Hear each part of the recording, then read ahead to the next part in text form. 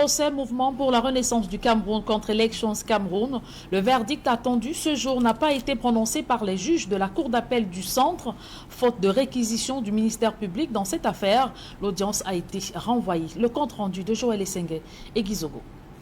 C'est une audience très brève ici à la Cour d'appel du Centre qui a eu lieu sur le dossier Elecam contre le MRC au sujet de la publication de la liste électorale nationale.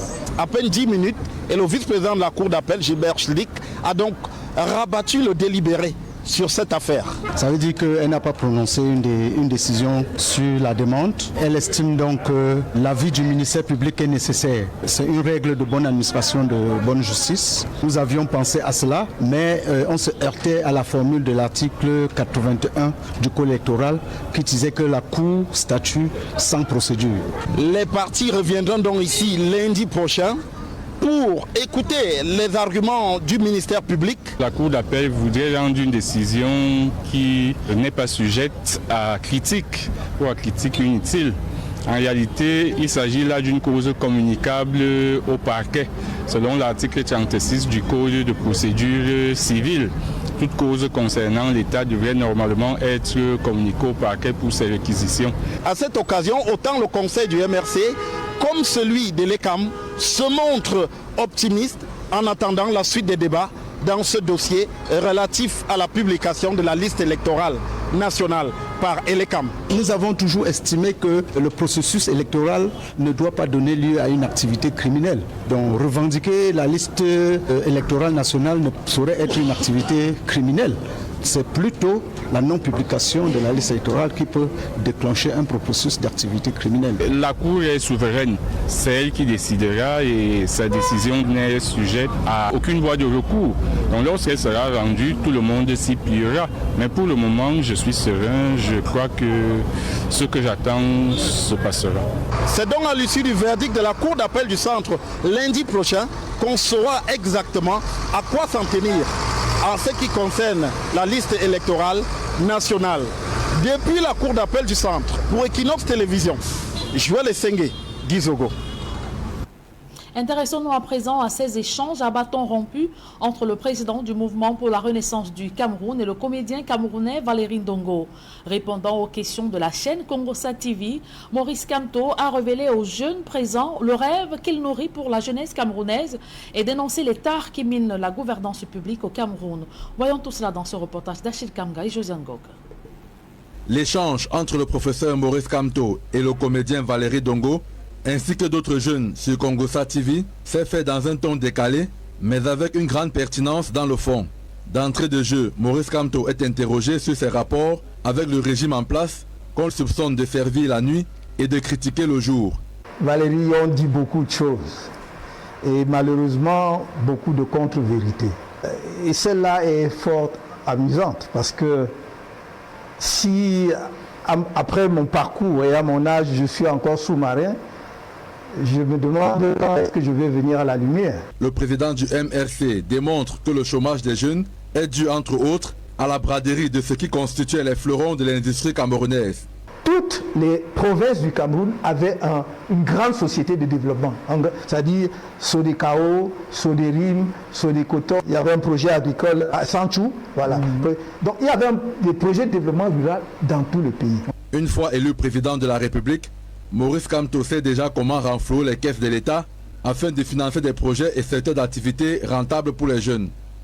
J'ai toujours dit, et en 2018, j'ai dit si nous réduisons de façon drastique le train de vie de l'État au Cameroun, il y a beaucoup de choses que nous pouvons financer, non seulement dans la culture, mais dans la santé. Je vous ai dit, et ça n'a pas changé en 2018, que ce qu'on appelle les frais de bouche dans l'administration, c'est-à-dire les petits fours qu'on organise à la fin d'une réunion ou d'une commission, c'est 60 milliards de francs CFA dans le budget de l'État. Et j'ai dit que, bon, comme je suis un père très gentil, je ne vais prendre que 50%, je prends 30 milliards. Qu'est-ce que je ne peux pas financer avec 30 milliards? Manifestement, les jeunes présents à cette entrevue ont été séduits par la maîtrise des sujets et la proximité du professeur candidat avec la jeunesse de son pays. Ils ont voulu en savoir davantage. Moi, je ne parle pas aux jeunes seulement par racolage politique. C'est que je suis profondément convaincu que si notre pays va survivre demain et gagner un certain rang, il faut préparer les jeunes, il faut comprendre les jeunes, il faut savoir quelles sont les attentes des jeunes. Ça, c'est ma conviction profonde. Maurice Kamto va finir cet échange en réitérant son engagement vis-à-vis des jeunes à qui il souhaite d'être des leaders de demain. À rebours, il va recruter le docteur Rifoué pour venir soutenir le dénigrement. J'appelle donc les autres chaînes de télévision et médias à soutenir l'action du président de la République comme ils ont coutume de le faire avec le vocabulaire, en nous présentant la réalité de Tony Obama et la réalité de Bakary. Pour qu'on comprenne que nous sommes dans une république qui se veut dynamique, que nous cultivons les idées et non la haine, et que nous cultivons ces valeurs qui doivent être partagées.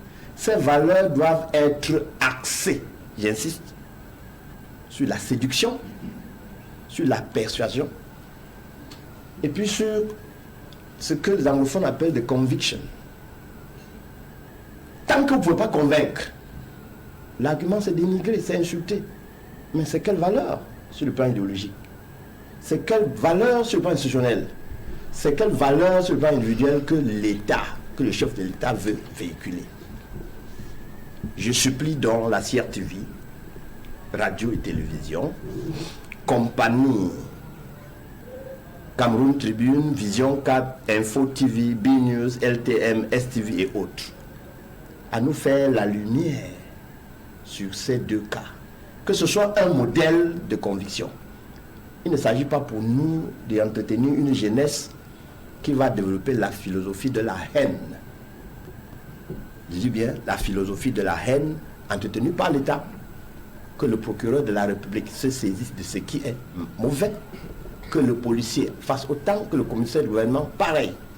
Que le Conseil national de la communication ne soit pas aphone ou autiste sur ces situations.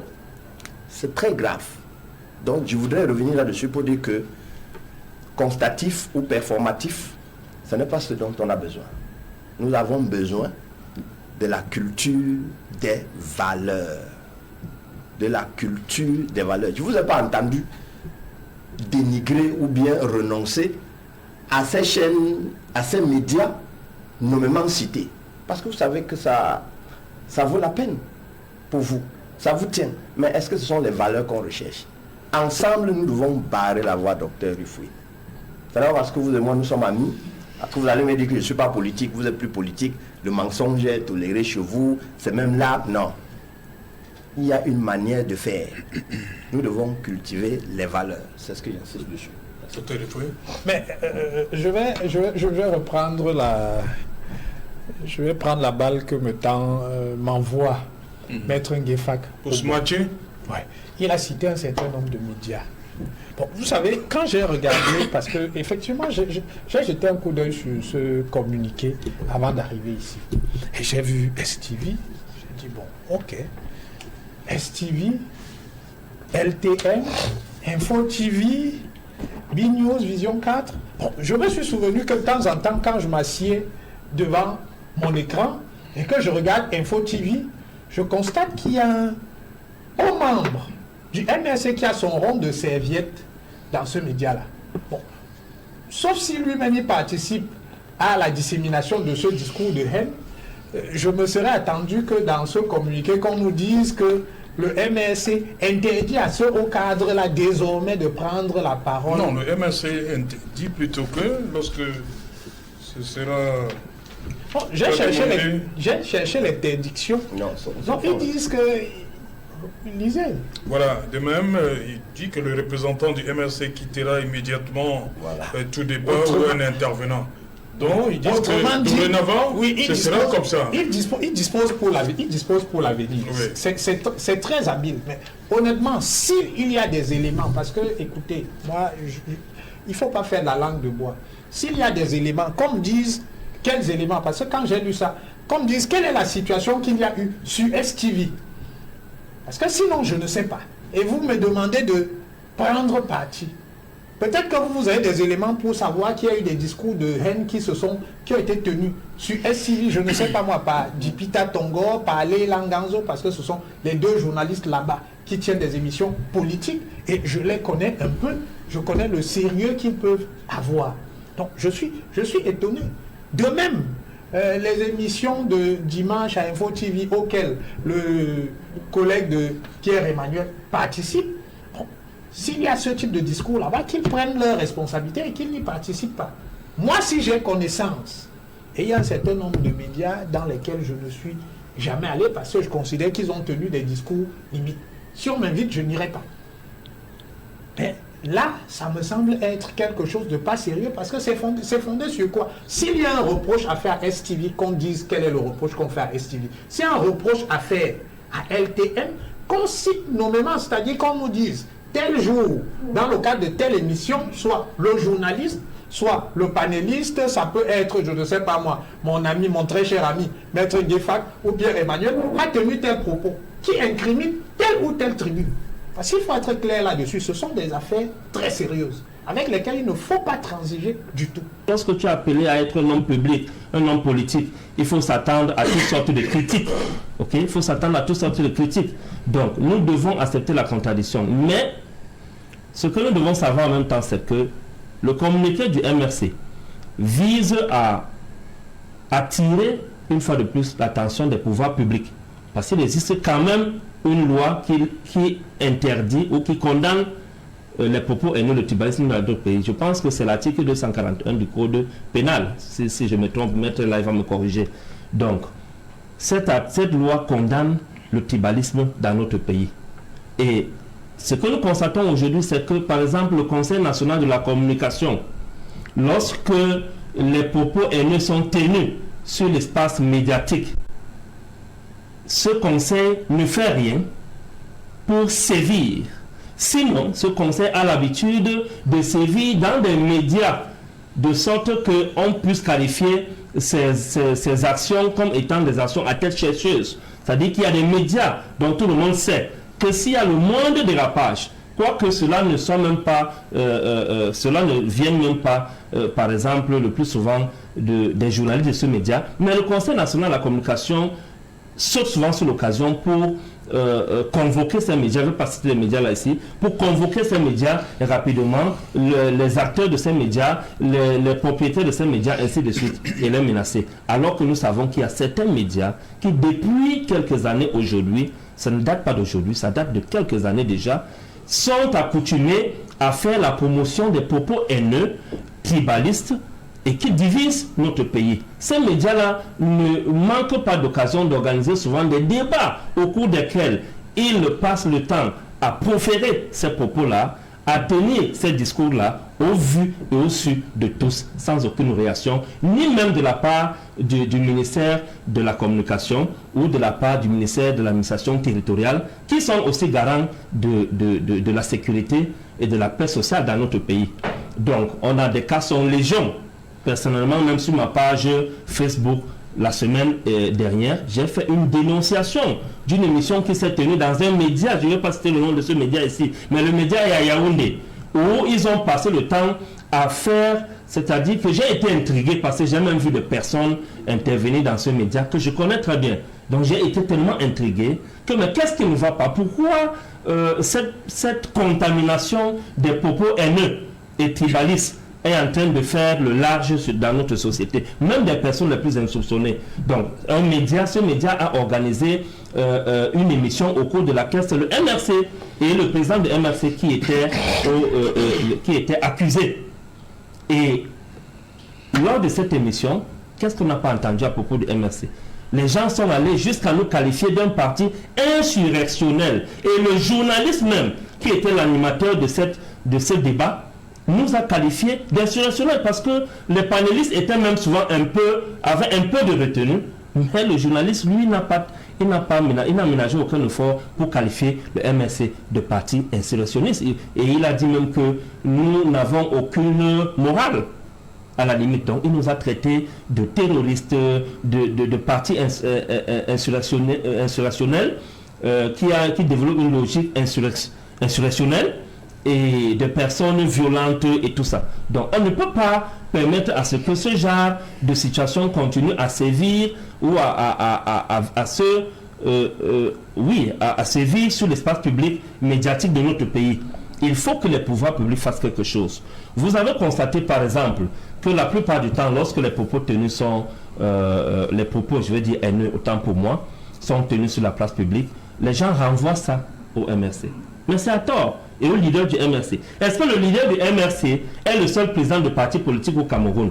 On connaît beaucoup de nombreux partis politiques dans ce pays où les militants sont d'une sauvagerie incommensurable, inqualifiable même. Que ce soit sur la place publique, dans les médias sociaux ou les médias classiques. Tout le monde connaît ces partis politiques-là. Que ce soit les partis politiques de l'opposition ou le parti politique au pouvoir. Donc pourquoi tout le temps c'est le leader du MRC qui est interpellé, alors que tout le monde sait qu'il a fait de nombreuses sorties depuis 2019 jusqu'à aujourd'hui pour dénoncer ce genre de comportement. Sa dernière sortie en date, c'est celle de la semaine dernière, où le président Maurice Kamto a donné 10 commandements. Il a donné 10 principes qu'il a qualifiés de 10 commandements, les principes pour lesquels il estime que ceux qui se reconnaissent en lui, Maurice Kamto, et ceux qui sont ses soutiens pour l'élection présidentielle et dans l'action qu'il mène au quotidien, doivent se reconnaître dans ces commandements-là. Donc, il estime qu'il ne faut pas que ces propos continuent à prendre le large sur notre espace public. Mais il faut que ça s'arrête. Maintenant, là où je voudrais venir, c'est que ça se passe de tous les côtés.